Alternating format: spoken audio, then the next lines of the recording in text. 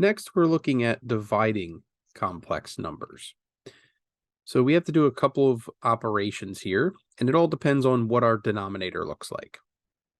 If the denominator is a single term of the form some number a times I, multiply the numerator and denominator by I. Okay.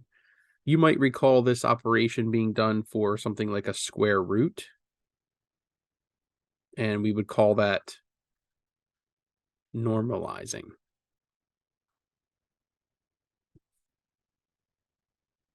If the denominator is of the form a plus bi, multiply numerator and denominator by a minus bi.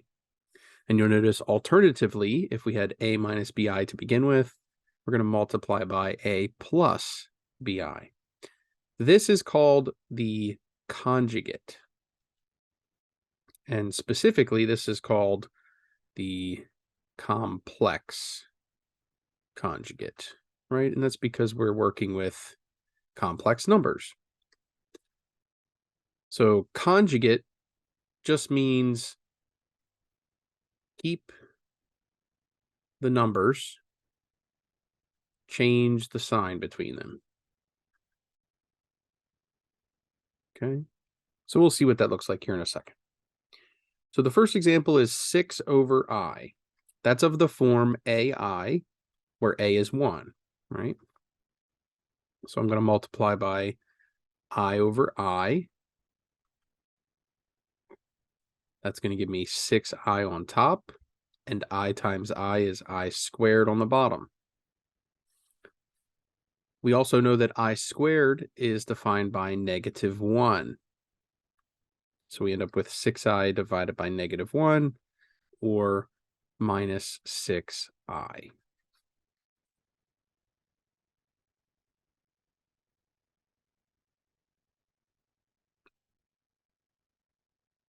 Another way to think about this as you go along and do this more often is that rewriting 1 over I, that becomes minus I. Okay. Here's another example. This time we have of the form a minus bi, where a is 4, b is 1. We're told to multiply by our conjugate, which would be 4 and I, but because it was minus before, we need a plus this time. So on top, we have 6 times 4 plus I, and on the bottom, we have 4 minus I times 4 plus I.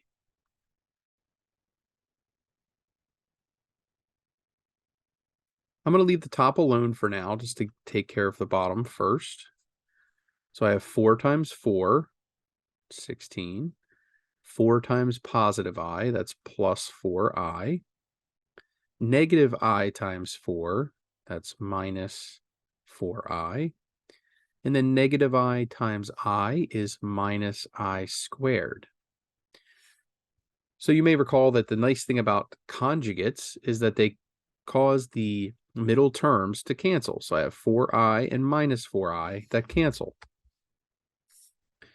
Now I have on the bottom 16 minus I squared. But remember, I squared is -1. So I have minus a -1 down there. This gives me now 16 plus 1, or 17. So we could leave it like this, or if you wanted, you could multiply that 6 in.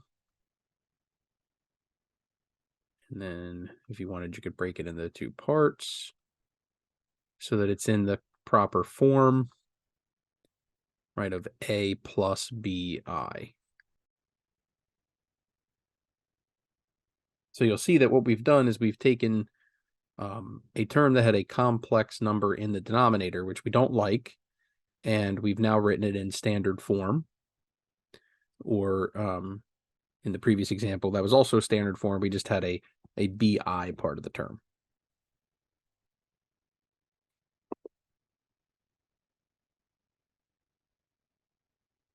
Okay, here's another example. I'm going to multiply by the conjugate. So that's going to be 1 minus I, top and bottom. So we have 3 plus 5I times 1 minus I over 1 plus I times 1 minus I. All right, so let's go ahead and FOIL this all out. So we have 3 minus 3I, 5I times 1, that's plus 5I. 5I times minus I is minus 5I squared. All right, on the bottom, we have 1 times 1, 1 times negative I, I times 1, and I times negative I. All right. So on the bottom, these i's cancel nicely. On the top, we have to combine like terms. We have minus 3i plus 5i, that's plus 2i. Then we have minus 5 times I squared, which is minus 1. I'm going to do the same thing here in the denominator, right? I have minus I squared, which I am plugging in minus 1 again. So 3 plus 2i plus 5 over 1 plus 1. So now I have 8 plus 2i divided by 2, and that'll simplify, right? It's 8 over 2 plus 2i over 2. And that very nicely becomes 4 plus I. Okay.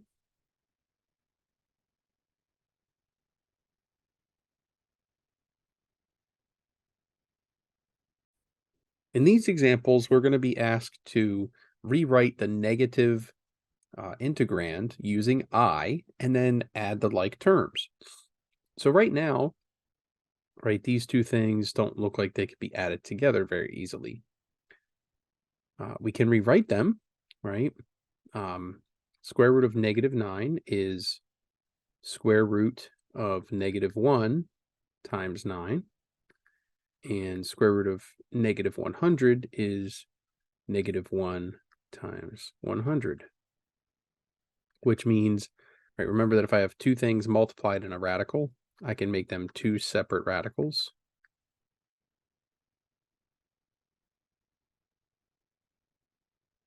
So I separate them that way. And then everywhere I have a square root of negative 1, well, that's just equal to I. So this is I times square root 9 plus I times square root 100. Now those are positives, and those have nice square roots. The square root of 9 is 3, and the square root of 100 is 10. These are now like terms, and I can add them together, and this is 13i.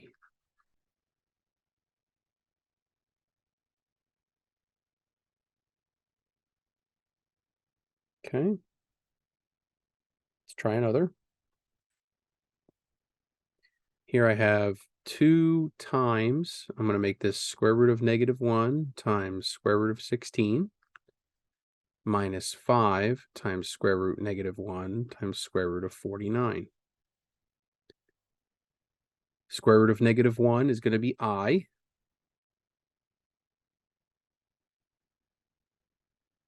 And then 16 has a nice square root of 4. And 49 has a nice square root of 7. This is still multiplication. So I do 2 times 4. That gives me 8i. And then I have 5 times 7, or 35i.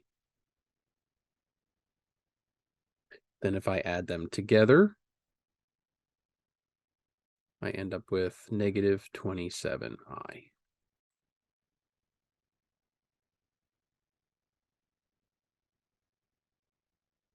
Okay.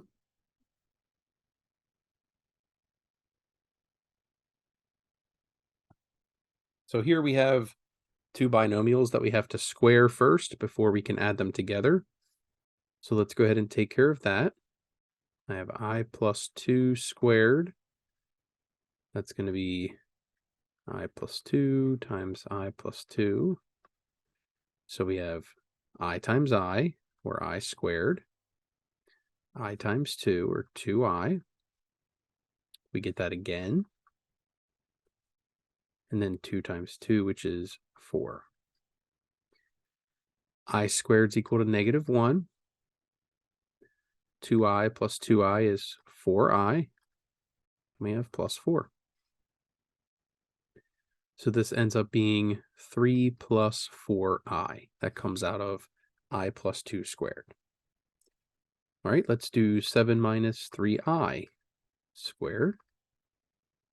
Again, we're going to FOIL. 7 times 7 is 49. 7 times -3 is minus 21I. We get another one of those. And then we get -3 times -3, that's plus 9. And then times I squared.